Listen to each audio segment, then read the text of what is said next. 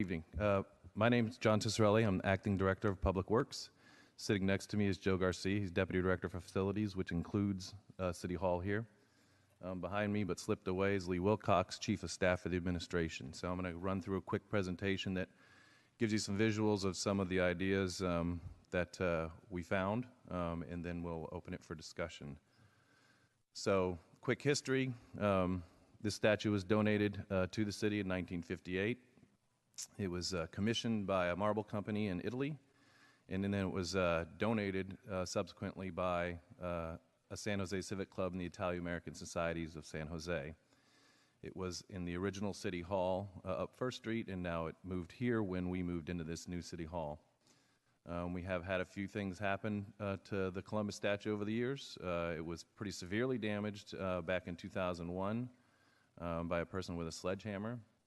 Fast forward to here in the new City Hall, and more recently in the latter part of 2017, there was red and black paint was smeared on the statue in September. Then in October, we had a handful of protesters in City Hall that were confrontational and disrupting business, so security and police had to be involved to rectify the situation. We received direction from the Rules Committee to look into other locations for the Columbus statue. Part of that involved a forum hosted by the San Jose State University. There were about 50 people that showed up. They had 4 professors talking, some students on the panel. It was moderated by Dr. Melinda Jackson, who we'd like to thank for their efforts in helping. It did not produce a solution, although the members who did all spoke in favor of moving the statue. So we have basically 3 options. The fourth option is if you did nothing and it stayed in City Hall. The first option is to potentially store the statue in a collection center that we have for History San Jose, and then donate it at some point when an entity was identified. We do not have an entity identified. We have spoken with a variety of different places, including the Italo-American community here. Right now, there is no one that particularly wants to take the statue as a donation. So this would mean we would crate it up and we would put it in storage until such time as such a donor could be found, or I should say donee. Option 2, and I have a picture here so you can sort of get a sense of what we're talking about. We looked at the International Airport. Terminal A near Gate 9 was identified as a potential spot. You can see the gentleman sitting there in the chairs. If the chairs were removed, it would fit into that spot behind there between the pillar and the wall. That's the spot we have identified currently. Some of the pros of that, of course, would be that it's a more secure location because you have to get through security to get there. Some of the cons, as we've heard from some members of the community, is that they think it would have even more exposure to the public than it does now. Another option would be displaying it at the Bank of Italy in History Park. This is just a small replica museum. This would be the location sort of in front of what looks like a door frame. It's not actually a door. Some of the pros is that it would have a place to be as part of something that's like a museum. However, it's not a super secure location. It's not alarmed or secured. It's generally, there's not availability of the public, so people generally would not see it.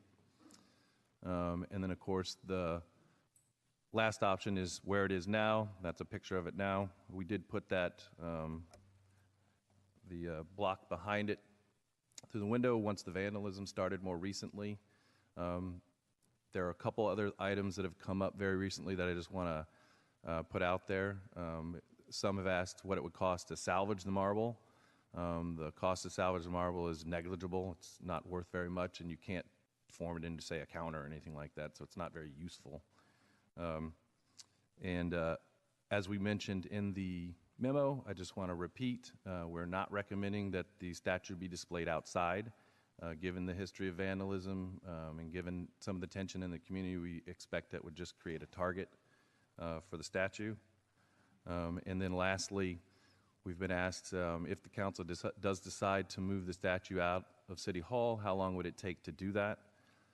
That's anywhere from a 2 to 6 week process depending on where it goes. It has to be disassembled, then packed up. It has to be done by people who know how to do such things. It's very heavy, so it's not something that you just sort of walk up and do. If it's relocated to an area where it would be displayed, then it would have to be unpacked and then reassembled. So the shortest time frame would be if it went into storage, because we wouldn't have to reassemble it. So with that, I'm happy to answer any questions. Any of us are. Thank you. Yes, well, I do want to thank Councilmember Jip for actually working on this issue. I didn't realize he was working so hard on it. And really, quite frankly, I feel like this is a very divisive issue, and I care about both sides of this issue. I don't think we're going to make anybody really happy here. I'm an immigrant. I'm Palestinian, and my people have been conquered over and over and over and over throughout history. We've had monuments to conquerors go up, go down. My wife is actually an archaeologist, and one thing that I do feel is that we have to learn from our history, and putting away a statue in a closet doesn't teach anybody anything. I think it's important for us to learn from the mistakes of the people who came before us, and I think having a perspective on what this person did is important. So wherever we move it, it's important not to glorify him, but to just state the facts. And so I appreciate the compromise that's being struck here, and I'm willing to support it. But I know that many people are going to be unhappy and divided, and it is very difficult for us here at City Council to unite the community with when the community is so far apart on their want.